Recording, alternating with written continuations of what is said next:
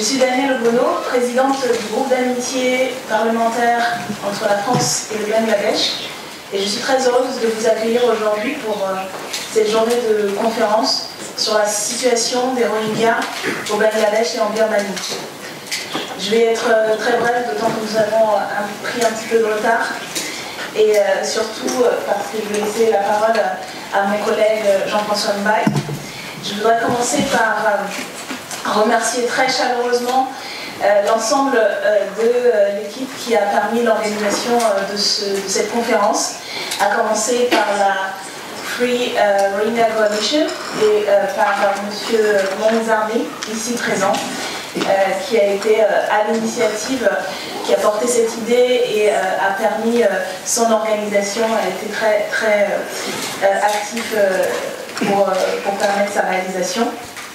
Je veux également remercier des organisations qui ont soutenu énormément cette conférence, à commencer par le Euro-Burma Office et le US Jewish Organization, qui a aidé à cette organisation. La situation du peuple Rohingya au Bangladesh et en Birmanie est plus qu'une crise humanitaire. C'est un enjeu aujourd'hui politique et géopolitique qui non seulement porte atteinte à la survivance même d'un peuple, mais également à la situation de pays, que ce soit le Bangladesh qui aujourd'hui accueille la très grande majorité de ces réfugiés, mais aussi la Birmanie. L'idée et l'enjeu de cette conférence est de participer à éclairer un peu plus les citoyens et les citoyennes en France, les parlementaires, les chercheurs et tout le public intéressé par ce sujet, investi dans la lutte pour les droits humains, pour les droits des minorités, d'éclairer avec des analyses et des éléments scientifiques, mais également à partir des expériences des militants sur le terrain, cette situation, afin de participer à faire émerger une solution pacifique pour le peuple Rohingya et aussi pour l'ensemble des peuples de la région. C'est en tout cas l'objectif que nous nous sommes donnés, essayant de contribuer humblement à notre place, la mienne en tant que parlementaire et celle du groupe d'amitié, et à celle de toutes les personnes qui ont accepté l'invitation pour intervenir à ce débat. Et j'espère que les débats seront riches et constructifs et permettront, y compris d'appuyer politiquement les différentes initiatives qui vont dans le sens de la résolution de ce conflit. Je vais maintenant laisser la parole à mon confrère Jean-François Mbaye, qui est membre de la Commission des Affaires étrangères de l'Assemblée nationale et qui a participé à une mission pour visiter les camps de Rohingya au Bangladesh et qui va également dire quelques mots de bienvenue. Merci Madame la Présidente. Mesdames et Messieurs, Madame la Présidente de l'Assemblée nationale du Bangladesh, Madame la lauréate prix Nobel de paix, c'est ça? Oui. Je suis très content et d'autant plus fier de pouvoir m'exprimer devant vous parce que j'ai eu effectivement l'occasion de me déplacer avec un autre de mes collègues au Bangladesh sur le camp de Kutul Param, à Cox's Bazar, pour ceux d'entre vous qui connaissent. Un déplacement qui s'est fait dans le cadre d'une mission Flash, qui est une mission qui est adressée, qui est organisée par la Commission des Affaires étrangères, parce que au sein de notre Parlement, cette commission s'empare, et je trouve ça tout à fait normal, de tous ces sujets qui traitent des droits humains. Tout comme Danielle Obono, je suis particulièrement attaché à cette question, et quand la crise des Rohingyas, en tout cas quand l'effet médiatique que ça a pu susciter, on a demandé à la Commission des Affaires étrangères d'organiser de manière très rapide une visite de ce qui se passe là-bas. Alors, je m'excuse parce que je n'ai pu visiter, nous n'avons pu aller avec Christophe qu'au Bangladesh, mais nous ne désespérons pas d'aller en Birmanie très prochainement, parce que je pense qu'il faut, dans ces situations-là, entendre le son de cloche des deux parties pour pouvoir mieux se positionner, même si personnellement, mon avis est très, comment dirais-je, pour ne pas casser l'ambiance, mais diplomatiquement, effectivement, je suis très mécontent de ce qui se passe à l'heure actuelle et de comment c'est géré. Je voulais vous dire, si le temps me le permet, peut-être un mot du rapport qu'on a pu rendre à la Commission des Affaires étrangères avec Christophe, sachant que, je le dis, on a employé des mots qui nous semblent les mots aujourd'hui les plus adéquats à cette situation. On estime que la situation des Rohingyas aujourd'hui, c'est un système institutionnalisé de ségrégation et de discrimination. On est passé d'un système institutionnalisé de ségrégation et de discrimination à une opération de nettoyage ethnique. Et ça, nous l'assumons, je l'assume. C'est une situation qui est très ancienne, qui a connu une aggravation, et vous le savez, après 2012.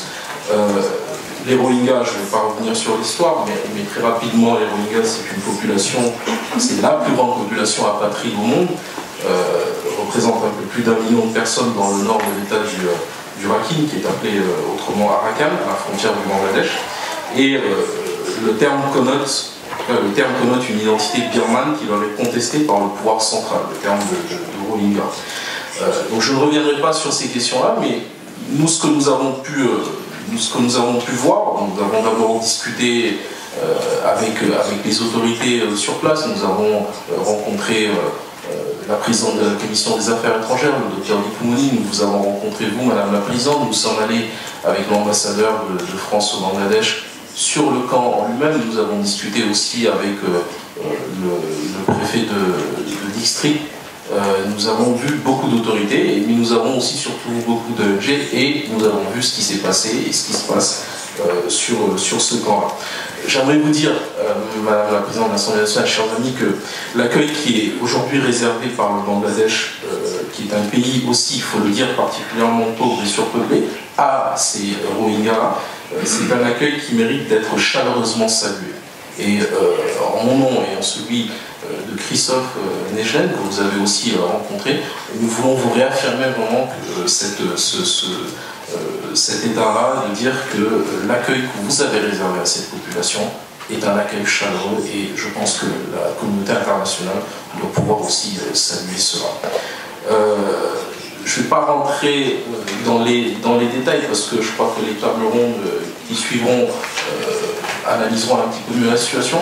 Simplement vous dire que ce que nous pensons de cette situation, véritablement, et ça a été les conclusions que nous avons pu apporter à notre mission, c'est que notre pays, la France, doit maintenir la pression sur l'armée birmane. Je crois qu'il est important de maintenir cette pression en maintenant une suspension de la coopération de sécurité et de défense que nous pouvons avoir. Mais il ne s'agit pas que de la France. Il faut aussi que la pression soit exercée par l'Union européenne. S'assurer d'ailleurs que l'embargo sur les exportations de matériel militaire, j'en parlais tout à l'heure avec une des personnes ici, s'assurer que l'embargo sur les exportations des matériels militaires soit bien respecté. Il y a certains pays, je ne vais pas rentrer dans les détails, qui semblerait ne respectent pas cette décision-là, mais il faut, je crois, insister sur cela. Et puis il faut adopter des sanctions individuelles. Je pense en particulier à l'interdiction de voyager à l'encontre des militaires directement responsables des opérations dans le Nord Rakhine. Je pense qu'il nous semble important d'aller dans ce sens-là. Il faut bien évidemment suspendre toute coopération militaire entre les États membres et l'armée birmane. La France et le Royaume-Uni s'y sont pliés, mais je pense qu'il faut accentuer cela. Et puis, il faut maintenant, je crois, clairement continuer à faire une différence entre le gouvernement civil birman et l'armée, en maintenant notre soutien politique. C'est-à-dire qu'aujourd'hui, moi, ce que je pense de cette situation, c'est que Aung San Suu Kyi, vers qui toute la communauté internationale s'est tournée à un certain moment, l'a portée, parce que pensant à tort ou à raison, qu'elle défendait une cause noble, celle de ramener la paix, la démocratie, la liberté en Birmanie. C'est mon avis. Je pense peut-être qu'on s'est trompé sur ses aspirations, sur ses propres aspirations. Je pense. Parce que, regarde ce qui se passe à l'heure actuelle, et j'en parlais aussi dans mon rapport, je me posais la question, est-ce qu'elle ne sert pas finalement que de paravent à tout ce que l'armée militaire birmane est en train de faire? Soyons clairs, prix Nobel de la paix, tout le monde s'est mobilisé, tous les acteurs. Il est insoutenable, en tout cas il est inaudible pour moi, et pour vous d'ailleurs, j'espère en tout cas, qui êtes attaché au respect des droits humains, de continuer à être dans une situation où soit elle hésite et on ne sait pas pourquoi elle hésite, soit elle ne prend pas position et on ne sait toujours pas pourquoi elle prend position, mais le fait est que quand on est prix Nobel de la paix, on a des responsabilités. Quand on a été porté à ce niveau-là, on doit pouvoir affirmer sa position claire sur ce que je considère comme étant très grave, un nettoyage ethnique.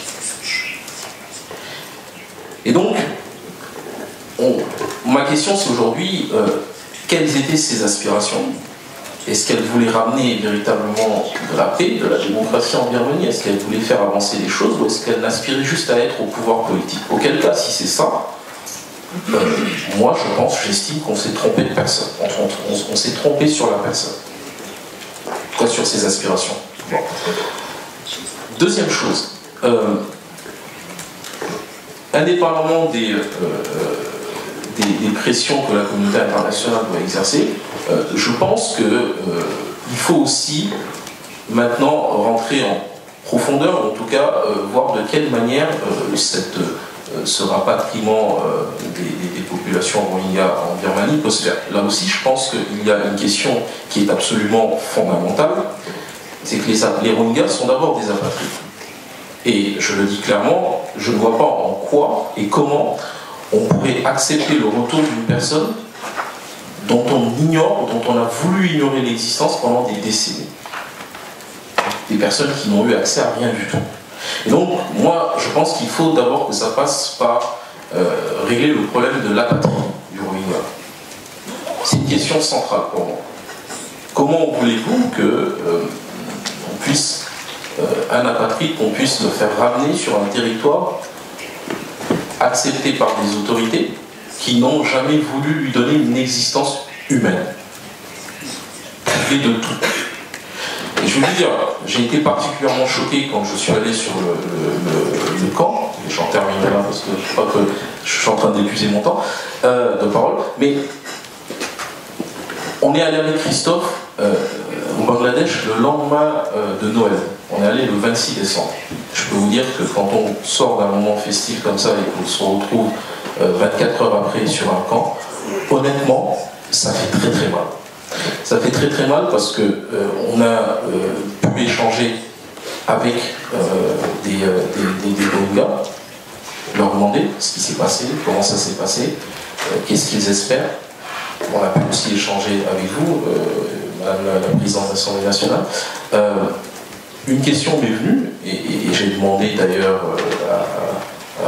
vous l'avez posé, les enfants qui naîtront sur ce camp, puisqu'il y a des enfants, on a trouvé des femmes enceintes sur ce camp, les enfants qui naîtront sur ce camp, qu'est-ce qu'on en fait? Est-ce qu'on prend en compte le fait que ça va être des enfants, qui naîtront et qui seront le fruit de multiples viols de l'armée birmane?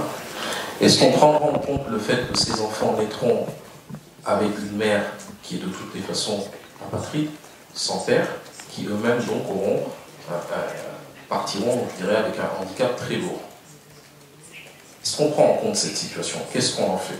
Et donc j'avais émis le souhait que peut-être que le Bangladesh, dans son extrême générosité et parce que connaissant ces situations, puisse peut-être réfléchir à cette question-là. Je sais que c'est un petit peu compliqué parce que la législation interne ne permet pas, il me semble, l'adoption, mais de grâce, pensons à cela. des enfants qui naîtront, qui sont peut-être d'ailleurs nés, hein, on est parti en décembre, mais des enfants qui naîtront sur un camp de réfugiés. Et encore une fois, gardons à l'esprit que tout ce que fait le Bangladesh à l'heure actuelle, le fait avec les moyens que ce pays a. Et donc c'est à nous, la communauté internationale, véritablement de se mobiliser et, question, point par point, de répondre à ces enjeux-là. Je terminerai en disant que je garde quand même l'espoir, parce que l'espoir fait vivre. Je garde l'espoir que Aung San Suu Kyi nous entende, que les Birmans, la Birmanie nous entendent, et qu'on arrive à sortir de cette situation qui est intenable pour tout le monde. Pour le Bangladesh, j'imagine pour la Birmanie aussi, pour la communauté internationale, et pour toutes celles et ceux, comme nous aujourd'hui, ce matin, réunis ici, attachés, profondément attachés aux droits humains. Je pense qu'il nous faut vraiment avancer, et je salue encore ce genre d'initiatives qui nous permettent d'enrichir la réflexion, et je lance un appel en tout cas à toutes les bonnes volontés à continuer à se mobiliser autour de cette question. Moi je ne lâcherai rien, j'en fais quelque part un cheval de bataille avec mon collègue Christophe, qui s'excuse d'ailleurs, qui n'a pas pu être là. Nous avons un petit peu mis pression sur la commission des affaires étrangères pour aller en Birmanie et pour voir réellement, pour discuter. Non pas pour les, excusez-moi du terme, les caresser dans le sens du poil, mais pour leur dire ce que nous pensons de la situation et qu'il est urgent de se mobiliser autrement. Voilà ce que je voulais vous dire rapidement en quelques mots. Je vous remercie encore de votre présence, je remercie le groupe d'amitié France-Bangladesh et je vous souhaite de très très bonnes discussions. Je sais qu'elles pourront de toutes les façons être très constructives. Merci.